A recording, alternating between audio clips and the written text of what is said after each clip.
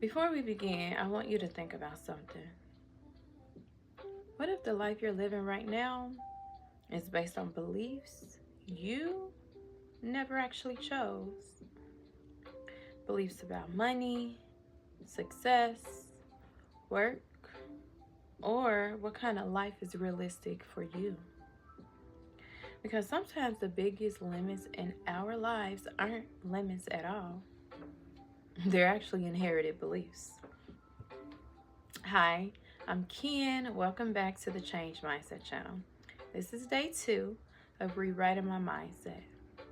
If you missed day 1, make sure you go watch that video after this one because it explains where this journey started. Yesterday, I talked about awareness because real change always begins with awareness. But today, I'm asking myself a deeper question. What beliefs am I carrying that were taught to me but never intentionally chosen by me? And when I really sat with that question, I realized something interesting. One belief I inherited from my family was that as long as you're surviving, you're doing okay. Success meant having a basics, a job, a home, food on the table, transportation, and maintaining stability. Now, don't get me wrong, there was nothing wrong with that mindset. It came from responsibility, but it also came from survival. Growing up, conversations about wealth, financial freedom, or building something beyond basic needs were rarely discussed. Working a traditional 9-to-5 job was considered the safest and most realistic path, and being rich often felt distant or even unrealistic. Not because it was impossible, but because it simply wasn't something we saw modeled. So without even realizing it, survival quietly became the goal instead of abundance. And many of us carry beliefs like that without even questioning them. We inherit mindsets from our families, environments, and our own circumstances. And most of the time, those beliefs were never meant to limit us. They were only there to protect us. But protection and limitation can sometimes look the same. And if I'm being honest, there was a moment that really made me start questioning this belief. For a very long time, I believed that the only way to have stability was working a traditional job. That's what responsible people did, right? You wake up early, you go to work, you trade your time for money, and you repeat the process for decades. Then you retire, often on a fixed income that barely allows you to live comfortably, which can keep you stuck in survival mode. And for a while, I followed that exact path. But something inside of me always felt like there had to be another way to live. Not because working is bad, but because I started realizing something. The amount of time we trade for money in a traditional system often leaves very little time to actually enjoy life. You work most of the day, you're tired. When you get home, you get a couple of days off, and then a cycle starts all over again. And I remember asking myself a simple question one day. Is this really the only way life can work? And once that question entered my mind, I couldn't unsee it anymore. I started noticing people who had built businesses, people who created income streams, people who had more control over their time.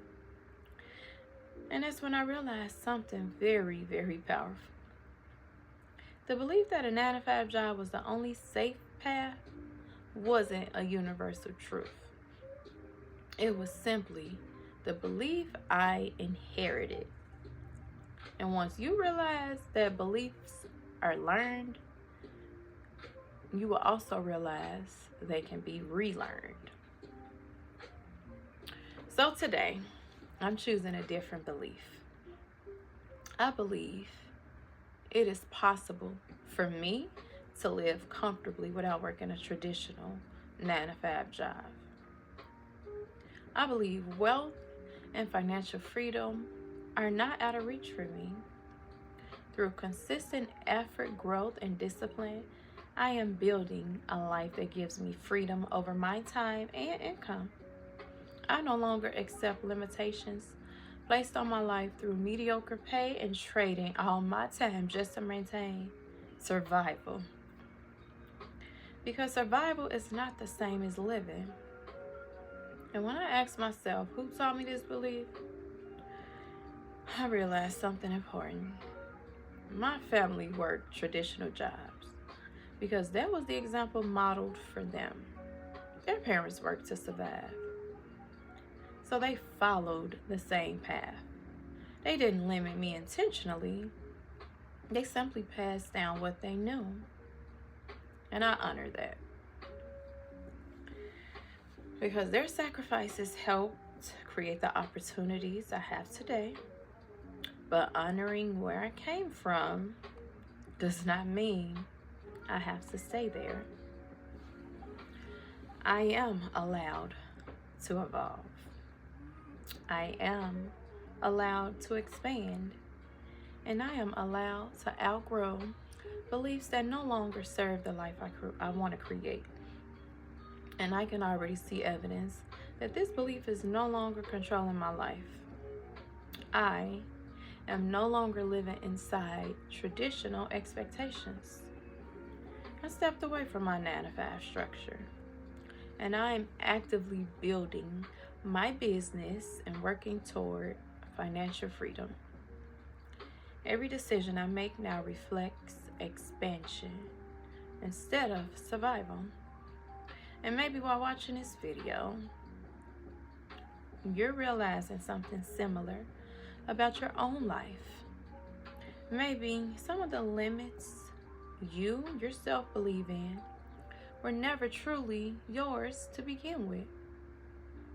Maybe they came from your environment, from protection, from survival, from what people believed was realistic.